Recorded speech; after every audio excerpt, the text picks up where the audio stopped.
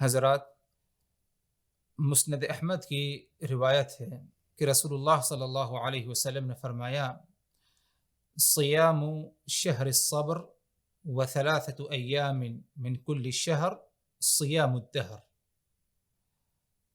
صبر والے مہینے کا روزہ رکھنا اور ہر ماہ 3 دن کا روزہ رکھنا گویا کہ سال بھر روزہ رکھنے کے برابر ہے۔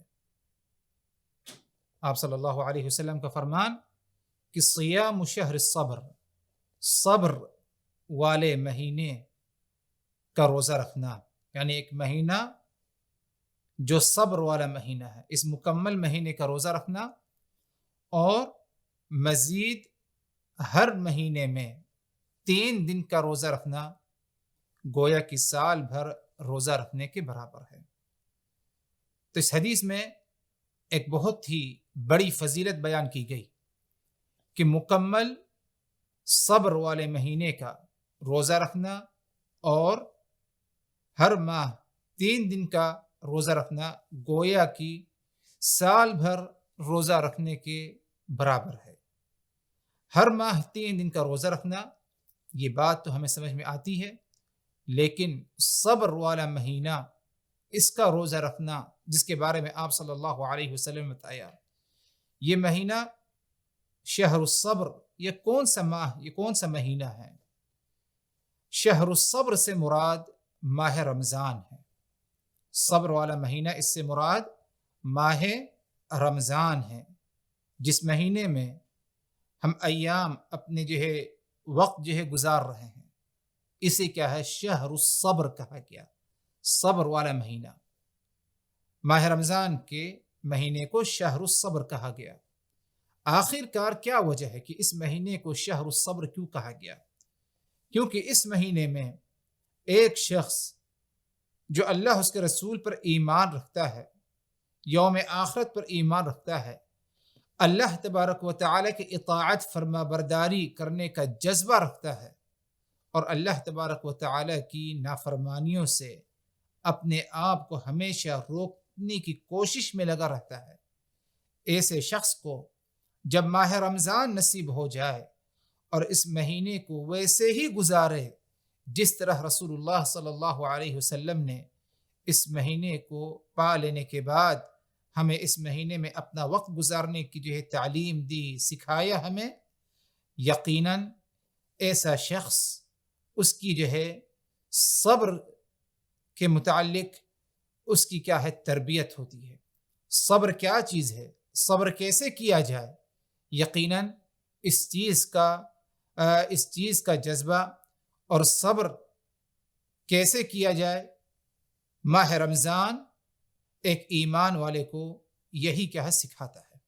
کیونکہ ماہ رمضان میں اگر دیکھا جائے حضرات، صبر مکمل طور پر پایا جاتا ہے، کیونکہ صبر جانتے ہیں ایک بہترین خصلت اور ایک بہت ہی بہترین خوبی ہے، اگر کسی ایک ایمان والے کے اندر کیا ہے؟ پایا جائے، بلکہ ہر ایمان والے کے اندر صبر کیا ہے؟ پایا جانا چاہیے۔ اور صبر کی کیا ہے؟ 3 قسمیں ہیں۔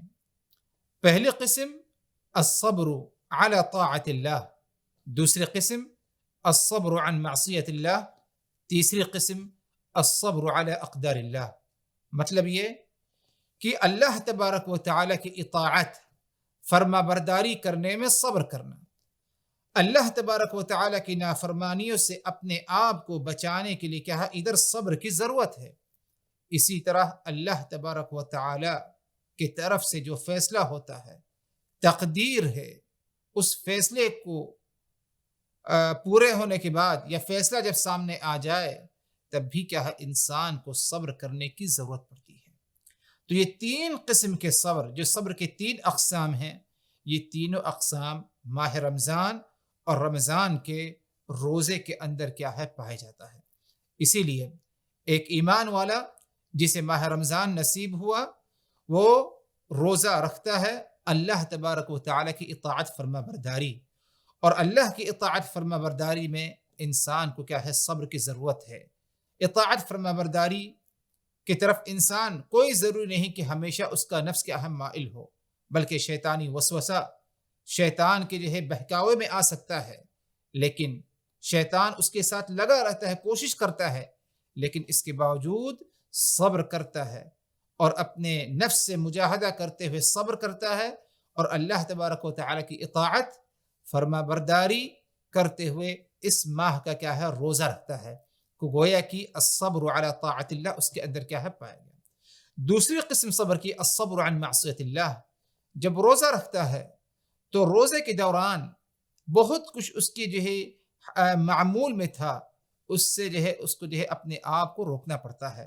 کھانے پینے کا معمول تھا اس کا، دن بھر میں کھانا پینا اور جو ہے دوسری جو ہے چیزیں تھیں اسے کیا کرتا تھا، لیکن روزے کی حالت میں اپنے آپ کو کھانے پینے سے، بیوی سے ملاقات، ہم بستری جماع سے اپنے آپ کو روکتا ہے، اپنے آپ کو روکتا ہے، اس پر صبر کرتا ہے، کیونکہ اس کو معلوم ہے کہ روزے کی حالت میں کھانا پینا اس میں اللہ تبارک و تعالیٰ کی نافرمانی ہے، گویا کہ اس کے اندر صبر عن معصیت اللہ دوسرے قسم جو صبر کی ہے وہ پائی گئی۔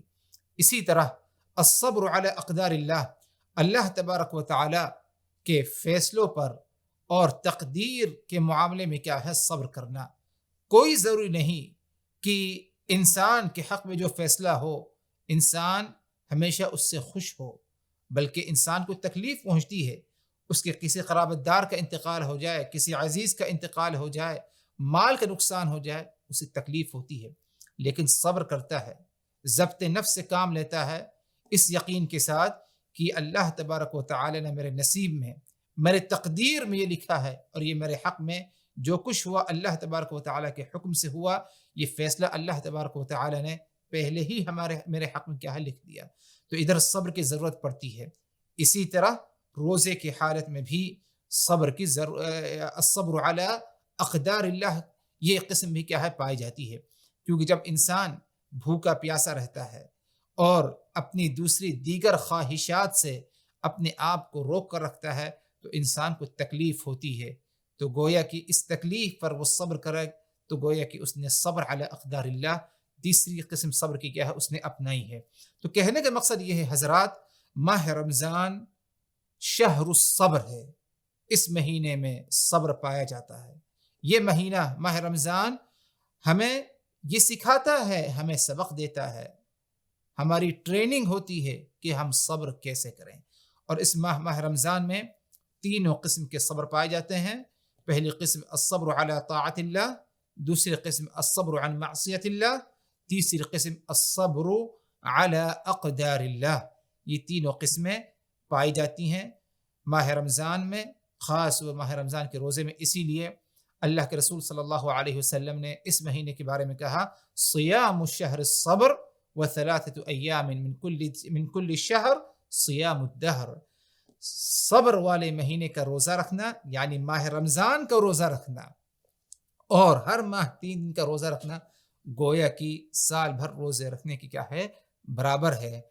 اہل علم علماء کرام جس میں جو ہے ابن رجب وغیرہ ہے، حافظ ابن رجب وغیرہ کہتے ہیں کہ سب سے افضل صبر اگر دیکھا جائے تو وہ روزے میں ہے، کیونکہ روزے کی حالت میں تینوں قسم کا صبر انسان کے اندر جو ہے پایا جاتا ہے۔ ایک مسلمان کے اندر جب روزہ رکھتا ہے تو اس نے اللہ تبارک و تعالیٰ کی اطاعت کی، جب روزہ رکھتا ہے اللہ تبارک و تعالیٰ کی نافرمانیوں سے اس نے آپ کو بچایا، جب روزہ رکھتا ہے تو گویا کہ تقدیر کا جو فیصلہ ہے یا جو فیصلہ ہے جو تقدیر ہے اس پر اس نے کیا ایمان رکھا، اور تینوں معاملے میں کیا ہے صبر کی کیا ہے ضرورت ہے، اطاعت الہی میں، نافرمانی سے بچنے میں، تقدیر پر ایمان لانے کے لیے ان تینوں معاملے میں صبر کی ضرورت ہے۔